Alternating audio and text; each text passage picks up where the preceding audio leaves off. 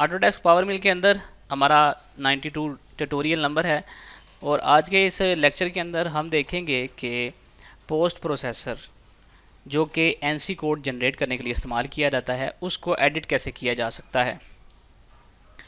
करना क्या है, आपको आना है type here to search, Windows की टाइप हेयर टू सर्च के अंदर आना है और यहाँ पर लिखना है मैन्युफैक्चरिंग। तो आपके पास Autodesk manufacturing post processor utility आ जाएगा, इसको आपने क्लिक करके ओपन कर लेना है तो ये एप्लीकेशन आपके पास ओपन हो जाएगी। इसमें आपने सबसे पहले पोस्ट प्रोसेसर को ओपन करना होता है। उसके लिए क्या करना है, फाइल के अंदर आना है और यहाँ पर ओपन में आकर ऑप्शन फाइल के ऊपर क्लिक करना है। फिर इसके बाद आपने जाना होता है सी के अंदर, यानी आपका जो सी है उसके अंदर आना है और यहाँ पर यूज़र्स के अंदर आना है, public documents, Autodesk manufacturing post processor utility, इसको आपने ओपन करना है। जेनेरिक के अंदर आना है और ये आपके पोस्ट प्रोसेसर पड़े हैं, इनमें आप कोई भी पोस्ट प्रोसेसर ओपन कर लें। तो ये देखें, ये आपके पास न्यू सेशन के नीचे फानूक का पोस्ट प्रोसेसर आपको दिख रहा है कि वो ओपन हो चुका है। अब आपने इसके अंदर चेंजिंग नहीं करनी क्योंकि ये एक जेन्युइन पोस्ट प्रोसेसर है जो कि फानूक के लिए इस्तेमाल होता है। आपने चूँकि इसके अंदर मॉडिफिकेशन करनी है तो इसको आप सेव एज़ करेंगे। सेव एज़ करने के लिए फाइल के अंदर जाएंगे और यहाँ पर सेव ऑप्शन फाइल एज़, इस ऑप्शन को आप सिलेक्ट करेंगे और उसके बाद हम जाएंगे, ये जो हमारे पास कोई भी आप एक लोकेशन जो है उसके अंदर ये जो आपने अभी पोस्ट प्रोसेसर सिलेक्ट किया है इसको आपने सेव एज़ कर देना है किसी भी अपनी मर्ज़ी की जगह के ऊपर, ठीक है। तो मैं इसको फानूक ए के नाम से सेव कर देता हूँ। ये देखें यहाँ पर भी फानूक ए आ चुका है। अब इसके अंदर हमने इसको चूँकि एडिट करना है, एडिट करने के लिए हमने जाना है एडिटर के अंदर। ये देखें, ये एडिटर हमारा ओपन हो चुका है। ये हमारे पास उस पोस्ट प्रोसेसर के अंदर जितनी भी ऑप्शंस हैं वो इस पैनल के अंदर मौजूद हैं। जैसे प्रोग्राम स्टार्ट, अब जब हम कोई टूल पाथ जनरेट करते हैं तो आप ये देखें प्रीव्यू के अंदर, तो ये मुख्तलिफ़ किस्म की ये हमारे पास लाइंस आती हैं, जैसे नंबर ऑफ़ टूल पाथ्स हैं, एस्टिमेट प्रोग्राम ड्यूरेशन है यानी कितना टाइम लगेगा टूल पाथ को चलने में, ये सारी चीज़ें आती हैं। और ये शुरू पे परसेंटेज का साइन आ जाता है, यहाँ पर प्रोग्राम नेम है, ये बहुत सारी लाइंस आ जाती हैं। अब कोई बंदा चाहता है कि भाई मुझे इतनी सारी लाइंस की ज़रूरत नहीं है, मैं इनको नई प्रोग्राम के अंदर एनसी प्रोग्राम के अंदर इसको नहीं चाहता कि ये आएँ। अब आप इसमें सिंगल लाइन को भी जो है वो डीएक्टिवेट कर सकते हैं कि ये एनसी प्रोग्राम के अंदर ना आए, और इसके साथ साथ आप इन सारी की सारी लाइंस को पकड़कर डीएक्टिवेट कर सकते हैं, ये आपके एनसी प्रोग्राम में नहीं आएंगी। उसका तरीक़ेकार क्या है, जैसे ये परसेंटेज का साइन है, मैं ये चाहता हूँ कि जब मैं इसको एनसी प्रोग्राम के अंदर जनरेट करूँ अपने टूल पाथ को तो ये परसेंटेज का साइन ना आए। कुछ मशीनें ऐसी होती हैं जिसमें परसेंटेज का साइन मसला करता है, तो उसमें हमें मैनुअली टेक्स्ट के अंदर प्रोग्राम को ओपन करके ये जो परसेंटेज का साइन है इसको रिमूव करना पड़ता है। इसको आप पोस्ट प्रोसेसर में भी जो है वो ख़त्म कर देते हैं तो ये किसी भी एनसी प्रोग्राम के अंदर जनरेट ही नहीं होगा, ठीक है। तो बेहतरीन सोल्यूशन यही है कि इसको एनसी प्रोग्राम के अंदर ही ख़त्म कर दिया जाए पोस्ट प्रोसेसर की हेल्प के साथ। अब इसको ख़त्म कैसे करना है, जैसे ये परसेंटेज का साइन है, आपने आना है यहाँ पर प्रोग्राम स्टार्ट के अंदर और यहाँ पर देखें ये एक बॉक्स है, इस बॉक्स के ऊपर राइट क्लिक करना है और आउटपुट टू टैब करके इसको नेवर कर देना है। जब आप इसको नेवर करेंगे तो ये देखें यहाँ पर प्रीव्यू के अंदर वो साइन ख़त्म हो चुका है, यानी जब हम इससे एनसी प्रोग्राम जनरेट करेंगे तो अब ये परसेंटेज का साइन नहीं आएगा। इसी तरह ये टूल पाथ नेम है, ठीक है, प्रोग्राम नेम है, इसको आप अगर चाहते हैं कि प्रोग्राम के आउटपुट में ना आए तो क्या करें कि आउटपुट टू टैब करके इसको नेवर कर दें, ठीक है, राइट क्लिक करना है आपने। अच्छा, ये तो सिंगल जो है वो मैं सिलेक्ट कर रहा हूँ। अगर मैं ये चाहता हूँ कि भाई मैं यहाँ से लेके यहाँ तक जितना भी ये गंद मचा हुआ है ये सारे का सारा मेरा ये यहाँ तक, ठीक है, मैं चाहता हूँ कि ये मेरे प्रोग्राम के अंदर ना आए, ये सारे डब्बे आप सिलेक्ट करेंगे, राइट क्लिक करेंगे और आउटपुट टू टैब की ऑप्शन के अंदर आकर नेवर कर देंगे तो ये देखें ये यहाँ पर प्रीव्यू के अंदर भी ख़त्म हो गया। और इसके साथ साथ जब आप इसको आप रन करेंगे प्रोग्राम के अंदर तो प्रोग्राम के अंदर सॉरी आप इस एनसी प्रोग्राम जनरेट करेंगे तो उसमें भी ये ख़त्म हो जाएगा। आपको फिर से अगर ये लाइन भी ख़त्म करनी है तो आउटपुट टू नेवर कर देना है। ले जनाब, ये था आपका। अच्छा जी, ये हमारे पास ये अब ये देखें, ये टूल लिस्ट है, यहाँ पर भी टूल लिस्ट आ रहा है। अब ये आउटपुट टू जो नेक्स्ट की ऑप्शन इसमें नहीं आ रही, इसकी जो है सोल्यूशन ये है कि आप इसको सिलेक्ट करके सिंपली ये जो क्रॉस का बटन है, ये डिलीट का बटन है, इसके ऊपर जो है क्लिक करेंगे तो ये भी आपका ख़त्म हो जाएगा। ये देखें, ये जो जितनी भी लाइनें हैं यहाँ से यहाँ तक, इसको सबको मैं ख़त्म करना चाहता हूँ तो क्या करना है, इन सारे के सारे डब्बों को सिलेक्ट करना है और आउटपुट टू टैब करके नेवर कर देना है। तो ये देखें, सिंपल हमारे जी कोड बाकी बच चुके हैं और वो जितनी भी इंफॉर्मेशन थी वो सारी ख़त्म हो गई है। इसी तरह प्रोग्राम स्टार्ट के अंदर आकर आपको जो जो लाइन नहीं चाहिए, ठीक है, आप उसको यहाँ पर आउटपुट टू नेवर करके जो है वो ख़त्म कर सकते हैं। जैसे ये देखिए, ये P1000 समटाइम इसकी ज़रूरत नहीं पड़ती, तो इसको आपने कहाँ पे ख़त्म करना है, आपने इसको ये जो है ये ऑप्शन इसकी आपने इसको यहाँ से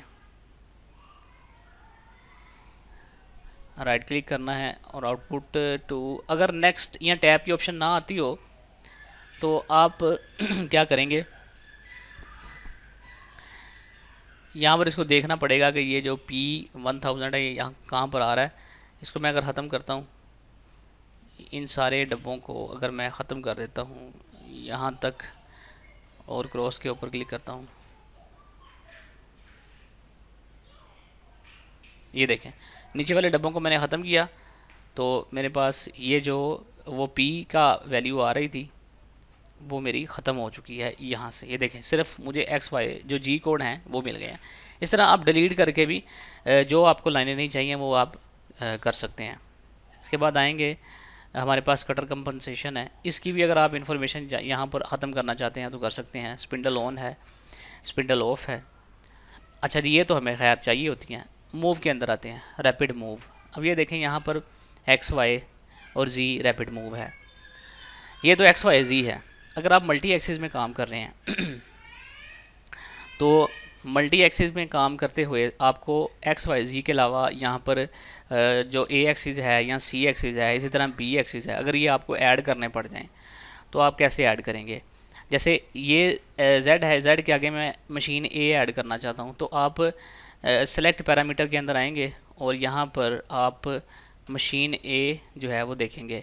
अब आप ये देखें, यहाँ पर मशीन A नहीं आ रहा, उसकी वजह क्या है, क्योंकि हमने मशीन काइनेमेटिक्स के अंदर जाकर जो अपनी मशीन सेलेक्ट की हुई है वो 3 एक्सिस है, इसलिए यहाँ पर पैरामीटर्स के अंदर हमारे मल्टी एक्सिस के जो पैरामीटर्स हैं वो नहीं आ रहे। ठीक है, अब हमें सबसे पहले तो मशीन काइनेमेटिक्स के अंदर जाकर यहाँ पर अपनी जो मशीन काइनेमेटिक्स है उसको 3 एक्सिस से शिफ्ट करना पड़ेगा 4 एक्सिस हेड के अंदर। ठीक है, और यहाँ पर फर्स्ट रोटरी एक्सिस जो है वो हमें यहाँ पे सिलेक्ट करना पड़ेगा मशीन A। ठीक है जी, मशीन A सिलेक्ट करेंगे, इसको क्लोज करेंगे। अब हम मूव के अंदर आएंगे और रैपिड मूव के अंदर आएंगे। अब हम यहाँ पर लिखेंगे ना मशीन A, तो ये देखें मशीन A आ गया। मशीन A लिखें तो ये प्रीव्यू के अंदर आप देख सकते हैं कि A0 आ गया है। ठीक है, इस तरह आप मल्टी एक्सिस भी ऐड कर सकते हैं। अच्छा, ये तो था 4 एक्सिस, इसको मैं डिलीट करता हूँ। अगर आपको 5 एक्सिस के जो एक्सिस हैं, 5 एक्सिस के जो पैरामीटर्स हैं वो ऐड करने पड़ जाएं तो उसके लिए क्या करेंगे, आप आएंगे मशीन काइनेमेटिक्स के अंदर और यहाँ पर अब अच्छा 4 एक्सिस की भी हमारे पास 2 ऑप्शन है, 4 एक्सिस हेड है और 4 एक्सिस टेबल है। 4 एक्सिस टेबल सेलेक्ट करेंगे तो अब आपके पास ये जो 4 एक्सिस है यहाँ पर आप मशीन A सेलेक्ट कर सकते हैं। अगर आपका एक्सिस 4th एक्सिस A है, अगर B है या C है तो यहाँ पर आप B या C सेलेक्ट कर सकते हैं। ठीक है, मशीन A सेलेक्ट किया तो इसीलिए इसी तरह इसके साथ हमने इसके रैपिड मूव के अंदर और इसी तरह लीनियर मूव के अंदर हम यहाँ पर एक एक्सिस और ऐड कर देंगे। अच्छा, अब है जी 5 एक्सिस। 5 एक्सिस लेट करें, ये हेड की कन्फिग्रेशन मैंने यहाँ से सिलेक्ट किया है और फर्स्ट एक्सिस जो है वो मेरा A है और जो सेकंड एक्सिस है वो मेरा C है। ठीक है, यहाँ से मैंने एक्सिस सेलेक्ट कर लिए। इसके बारे में मैं अभी आपको बाद में डिटेल से बताता हूँ, पहले मैं आपको रैपिड मूव के अंदर बता रहा हूँ कि आपने एक्सिस को कैसे ऐड करना है। अच्छा जी, इसमें XYZ अब आपने यहाँ पर भी मशीन A ऐड करना है। ठीक है, और इस नए डब्बे के अंदर आपने मशीन C ऐड कर देना है ये। अच्छा, ये मशीन A और C तो ऐड हो गया। अब इसकी आपने क्या करना होता है, इसकी सेटिंग देखनी होती है। इसकी सेटिंग देखने के लिए आप आएंगे हमारे पास आइटम प्रॉपर्टीज़ के अंदर, ऐसे भी आइटम प्रॉपर्टीज़ के अंदर आ सकते हैं, या फिर आप क्या करते हैं इसके ऊपर क्लिक करके, सॉरी आइटम प्रॉपर्टीज़ के ऊपर ही क्लिक करना पड़ेगा और आइटम प्रेफरेंसेस, इन दोनों को हमने सेलेक्ट करना है। अच्छा जी, आइटम प्रॉपर्टीज़ के अंदर आते हैं तो इसमें हमारे पास आइटम प्रेफरेंस रेफरेंस प्रॉपर्टीज़, ठीक है। एंगल स्टाइल है, यहाँ पे हमें समटाइम इसको चेंज करना पड़ता है, ठीक है। वाइंडिंग अनवाइंडिंग है, ठीक है। रिलेटिव है, इसके बाद फॉर्मेट जो है वो ये चीज़ें हैं। मशीन ए और इसके बाद मशीन सी है। इसकी जो एंगल स्टाइल है वो क्या है जी, इसमें मैथमेटिक है और इसके बाद रिलेटिव है। ये सारी चीज़ें जो हैं वो इसमें हमारे पास आ जाती हैं, जो हमें चाहिए होती है यहाँ से हम वो सिलेक्ट कर लेते हैं। नॉर्मली वाइंडिंग अनवाइंडिंग हम इसको सिलेक्ट करते हैं। इसके बाद इसमें हमारे पास जो ये है एंगल रोल ओवर, ठीक है। अगर आप इसमें 0 से 360 डिग्री आपका अगर एंगल है तो आप इसको 0 से 360, यानी मशीन के कुछ एंगल्स होते हैं जो सिर्फ एक रोटेशन ले सकते हैं 0 से 360 डिग्री, तो हमें उस सूरत में यहाँ पर 0 से 360 डिग्री सेलेक्ट करना पड़ता है। इसके बाद -360 से 0 डिग्री, और इसके बाद कुछ हमारे मशीन के एक्सिस ऐसे होते हैं जो 180 डिग्री 0 से 180 डिग्री तक चलते हैं, तो उस सूरत में हमें ये सिलेक्ट करना पड़ता है। नॉर्मली हम इसको ऑफ ही रखते हैं, ठीक है। ये स्पेशल कंडीशन होती है, स्पेशल केस होता है जिसके अंदर हम अपने मशीन के एक्सिस को इस तरह कंट्रोल करते हैं। अच्छा, ये था 5 एक्सिस में मशीन के एक्सिस को कैसे ऐड करना है, ठीक है। इसको मैं ख़त्म कर देता हूँ। अब हम चलते हैं मूव लीनियर के अंदर, ठीक है। अब यहाँ पर भी जिस तरह हमने मूव रैपिड के अंदर एक्सिस को ऐड किया है, इसी तरह इसके अंदर भी एक्सिस को ऐड कर सकते हैं। जैसे यहाँ पर मैं मशीन ए ऐड कर देता हूँ, ठीक है, और फिर से मैं यहाँ पर मशीन सी ऐड कर देता हूँ। ये मेरे पास मशीन सी है, ठीक है। प्रीव्यू के अंदर भी आप देख सकते हैं ए सी और जो है ए और सी दोनों ऐड हो चुके हैं। अच्छा, ये तरीक़ेकार है जब आप मल्टी एक्सिस के ऊपर काम कर रहे होते हैं उनको ऐड करने का, यानी एक्सिस को कैसे ऐड करना है। ये एक्सिस ऐड करने हैं, इन एक्सिस को ऐड करने से पहले आपने जाना है मशीन काइनेमेटिक्स के अंदर, और यहाँ पर आपने आपकी मशीन अगर हेड कन्फिग्रेशन की है तो आप यहाँ से मशीन हेड कन्फिग्रेशन सेलेक्ट करेंगे। इसी तरह अगर आपकी मशीन टेबल हेड कन्फिग्रेशन की है तो ये ऑप्शन सेलेक्ट करेंगे। इसी तरह टेबल कन्फिग्रेशन की है तो ये वाली ऑप्शन सेलेक्ट करेंगे। अच्छा जी, अब बहुत इंपॉर्टेंट चीज़ मैं आपको बताने लगा हूँ, वो ज़रा गौर से सुनिएगा। सम टाइम ऐसा होता है कि एक्स वाई और जी के अंदर हमारी वैल्यू आ रही होती है 30.000, यानी पॉइंट के बाद आगे 5 ज़ीरो लगे होते हैं मिलीमीटर के अंदर। अब हमें इतनी एक्यूरेसी तो चाहिए नहीं कि भी जो पॉइंट के बाद भी आगे 3-4 आगे डेसिमल जो है वो हमें मिले। अब उस सूरत में अगर हम इसको चेंज करना चाहते हैं तो क्या करना है आपने करना ये है, जिस एक्सिस के आप डेसिमल पॉइंट्स चेंज करना चाहते हैं उस एक्सिस को आप सेलेक्ट करेंगे। जैसे रैपिड मूव है, एक्स एक्सिस के लिए मैं डेसिमल पॉइंट चेंज करना चाहता हूँ तो आपने आना है पैरामीटर्स के अंदर। पैरामीटर्स के अंदर आकर आपने ये, जैसे हमारे पास है मशीन एक्स, यहाँ से हम मशीन एक्स सेलेक्ट करेंगे। यहाँ पर हमें मिलेगा मशीन ए और मशीन एक्स हमने सेलेक्ट करना है ये, ठीक है। मशीन एक्स सेलेक्ट करना है और इसके बाद आने हैं हमने फॉर्मेट के अंदर। अब फॉर्मेट के अंदर आप आएंगे तो इसमें देखिएगा कि ये देखें इम्पीरियल डेसिमल प्लेस, ये अगर आप इंचज़ के अंदर काम कर रहे हैं तो आपके डेसिमल 5 होंगे, यानी पॉइंट के बाद 5 ज़ीरो आएंगे।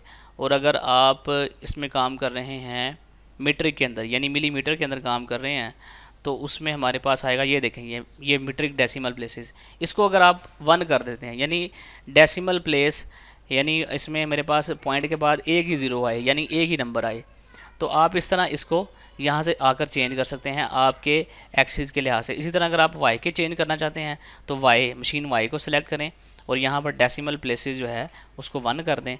इसी तरह जेड के लिए भी आप, जो हमारे पास यहाँ पर ऑलरेडी वो डेसिमल प्लेस जेड के लिए चेंज हो गई हैं, यानी एक्स और वाई, इसमें देखें मैंने डेसिमल प्लेस यहाँ पर चेंज कर दी। अब हम जब अपना पोस्ट प्रोसेसर यूज़ करके कोड जनरेट करेंगे तो अब 10.00000 की बजाय वैल्यू आएगी 10.0 या 10.1 या 10.2, यानी पॉइंट के बाद सिर्फ एक हिस्सा आएगा, उसके बाद हमारा कोई दूसरा हिस्सा नहीं आएगा। ठीक है जी, ये हमारी सेटिंग यहाँ पर कंप्लीट हो गई है। अब ये मैंने आपको बताना था, ये बड़ी इंपॉर्टेंट चीज़ थी कई जो स्टूडेंट्स थे, कई जो दोस्त थे वो इसके बारे में पूछते थे। इस तरह मूव लीनियर के अंदर मैंने आपको बताया कि किस तरह आप एक्सिस ऐड कर सकते हैं। इसको डिलीट करते हैं, इसको भी डिलीट कर देते हैं। ये मैं 3 एक्सिस के लिए दोबारा इसको वापस लेके आ रहा हूँ। आपको मैं बता रहा हूँ कि जब आप मल्टी एक्सिस के लिए पोस्ट प्रोसेसर डिज़ाइन कर रहे होते हैं तो आपने जो एक्सिस है उनको ऐड कैसे करना है। अच्छा, बाकी इसके अंदर कोई ख़ास चीज़ नहीं है बताने वाली। जो चीज़ें थी वो मैंने आपको बता दी हैं। इसमें अब और चीज़ जो है वो मशीन काइनेमैटिक्स है। मशीन काइनेमैटिक्स के अंदर मैं आपको इसमें बड़ी इंपॉर्टेंट चीज़ है वो बताने लगा हूँ। जब हम मल्टी एक्सिस के अंदर काम कर रहे होते हैं ना, तो हमें ज़रूरत पड़ती है यहाँ पर इनकी लिमिट को डिफ़ाइन करने की। जैसे ये मशीन ए है और ये मशीन सी है। जैसे मिसाल के तौर मशीन ए की मेरी जो एंगुलर लिमिट है वो मैं देना चाहता हूँ, वो इन्फिनिटी नहीं है बल्कि एक लिमिट है उसकी। जैसे वो मेरा चलता है 0 से 270 डिग्री, ठीक है। तो मैं यहाँ पर 0 से 270 डिग्री लिमिट दे दूँगा। अब मेरा जो मशीन ए है वो 0 से 270 डिग्री चलेगा, बस इसके बाद नहीं चलेगा, ठीक है जी। इस तरह आप यहाँ पर अपने जो एंगुलर लिमिट्स है यहाँ पर उसको फीड करते हैं, यानी मिनिमम कितनी है और मैक्सिमम कितनी है।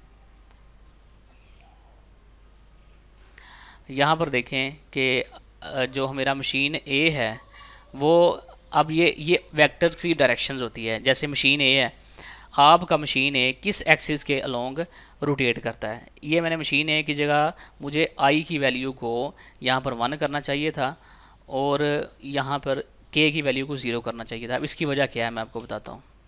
और बी में यानी मशीन सी, जो एक्सिस आपका एक्स एक्सिस के अलोंग रोटेट करता है उसमें आपने क्या करना है, उसमें आपने आई के अंदर आकर 1 लिख देना है और बाकियों को 0 कर देना है। जो एक्सिस आपका जेड के अलोंग रोटेट करता है उसमें आपने के की वैल्यू को 1 कर देना है और बाकी वैल्यू को आपने 0 कर देना है। इसी तरह अगर आपका कोई एक्सिस वाई के लॉन्ग रोटेट करता है तो उसमें आपने क्या करना है, जे के अंदर उसको 1 कर देना है और बाकी एक्स के लिए आई और जेड के लिए के, इन दोनों को आपने 0 कर देना है, ठीक है। ये बहुत इंपॉर्टेंट चीज़ है, आपने याद रखनी है। अच्छा, इसमें एक और इम्पोर्टेंट चीज़ है वो ये है कि अगर आप 1 की बजाय इसमें -1 कर देंगे तो क्या होगा कि आपकी जो रोटेशन है वो अगर क्लॉकवाइज है तो वो एंटी क्लॉकवाइज हो जाएगी, ठीक है। ये बहुत इंपॉर्टेंट चीज़ है जो मैंने आपको बताई है कि अगर आप की रोटेशन आपकी मर्ज़ी के मुताबिक नहीं आ रही, यानी अगर आप क्लॉकवाइज रोटेट करना चाह रहे हैं, आपका पीस एंटी क्लॉकवाइज रोटेट कर रहा है, तो आप इसकी जगह आई की जगह या के की जगह 1 की बजाय -1 लिख के देखें कि आपकी रोटेशन चेंज हो जाएगी, ठीक है। तो ये इसका मेथड है जनाब। इसकी डायरेक्शन को चेंज करने के बाद आपको इस तरह की कन्फिग्रेशन मिलेगी। अच्छा जी, ये 5 एक्सिस जो भी आपकी इसमें मशीन की सेटिंग है उसको आप सेलेक्ट करके इसके अंदर चेंजिंग कर सकते हैं। तो हाँ, इसमें एक और चीज़ मैं आपको बता देता हूँ। इसमें हमारे पास होता है, जनरल के अंदर आते हैं इनिशियलाइजेशन। समटाइम ऐसा होता है कि कुछ मशीनें आई जे के फॉर्मेट को सपोर्ट नहीं करती, वो आर को सपोर्ट करती हैं, ठीक है। उस सूरत में हमें यहाँ पर आर को सिलेक्ट करना है। आर्क मोड के लिए आर को सिलेक्ट करना है, ठीक है। आप यहाँ से आर को सिलेक्ट करेंगे। अब आप जब पोस्ट प्रोसेसर से कोड जनरेट करेंगे तो अब आपके कोड्स के अंदर आई जे के की जगह आर की वैल्यूज़ आएंगी। नॉर्मली जब हम टर्निंग के लिए पोस्ट प्रोसेसर डिज़ाइन करते हैं तो यहाँ पर हम आर रखते हैं, आर। तो ये थी जनाब हमारे अंदर हमारे लिए पोस्ट प्रोसेसर की जो है वो हम एडिटिंग कर सकते हैं इस तरह, ठीक है जनाब। ये हमारी पोस्ट प्रोसेसर, इस तरह हम इसका एडिट कर सकते हैं इसको। अगर इसके अंदर मज़ीद कोई चीज़ अगर आपको कुछ समझ नहीं आती तो आप पूछ सकते हैं। नेक्स्ट वीडियो के अंदर इसके बारे में मज़ीद स्टडी करेंगे। तब तक मुझे दीजिए इजाज़त। अल्लाह हाफिज़।